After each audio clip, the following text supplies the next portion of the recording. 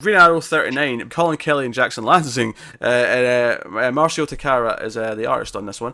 And this is Green Arrow going to some country. I can't remember off the top of my head.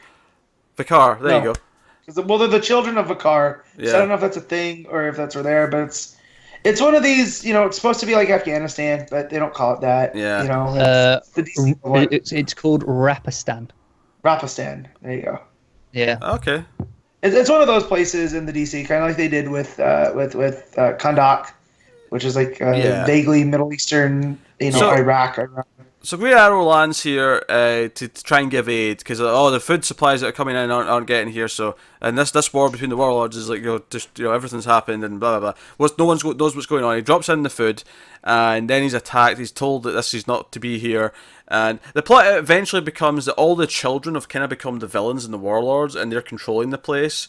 Because we find out later that the one who attacks him and blows up the helicopter, his friend who's in the helicopter dies. He's this villain who's controlling the rest of the kids, but it turns out to be also a kid. Nobody, which pisses me off because Nobody's a character created by Tomasi for Batman. No, it's Nothing. The name's Nothing, right? Oh, it's nothing. Yeah. But it threw me as well. Similar. The design is really similar. Oh, it's similar, but I'm just saying it's not Nobody. It's Nothing. Gotcha. Well, either way, I feel like they're cribbing. I know. I felt that too. Honestly, though, this is the thing.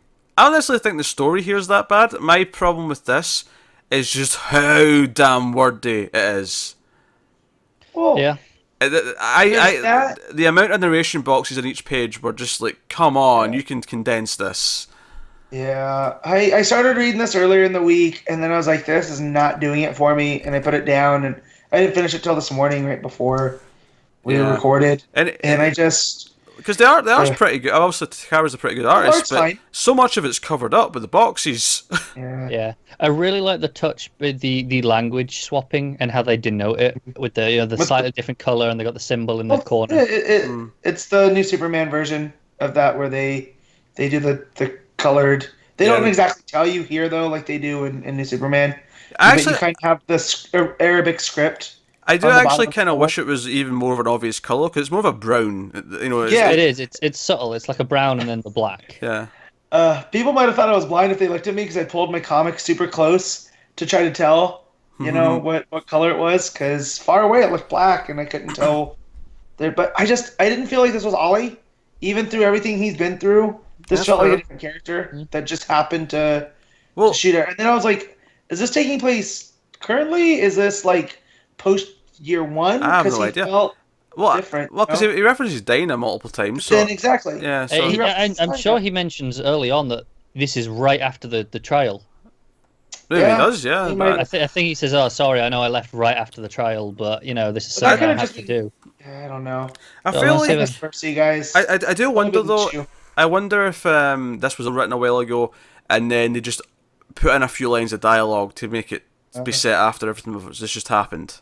Yeah, no, it's on the first page. There's a box in the bottom corner that says, "I know you'll hate me for leaving so soon after the trial, Dinah, but after the last year of insanity, all the wheels within wheels, Yeah, that could have been, just plopped. Just added in, yeah.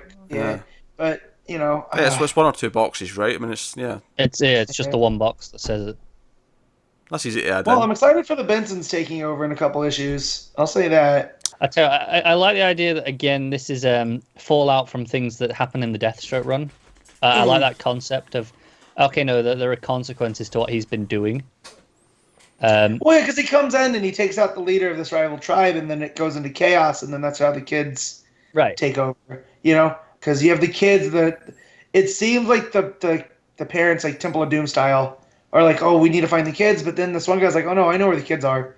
We're going to take this to them, and it's a bunch of satellite dishes. And then you come to find out that, oh no, the kids are the ones that are behind all of this, and it just felt hollow. Like, it does feel a little bit weird. Obviously, it means that this team aren't foolproof, but I'm still interested in what they're doing in the future now. If they announce a new book, a new series by this pair, I'm like, okay, I'll check it out for sure. Yeah. But that certainly shows that, I mean, they're not perfect. Yeah. No. I will say I love the panel of Ollie looking up at the graffiti of Deathstroke on the wall. Yeah, that looks pretty cool. That's pretty cool. That is a great image. Man, I feel like they're building Deathstroke into something else right now, and we're just not picking up on it. I think it is interesting because, like I said, we've been reading obviously the Priest run since the start, and it feels now there's been these ripple effects of events that we were reading about, like 2 years ago now, because these are early events in the Deathstroke run, are starting to spill out into the wider world. We had stuff in Justice League, but we're getting stuff here as well now with other writers picking up on it too. I wonder if that's an indication of when this was actually written. Yeah, that could be too. Because the Deathstroke stuff is more baked into the plot, so I don't think that was added in. No.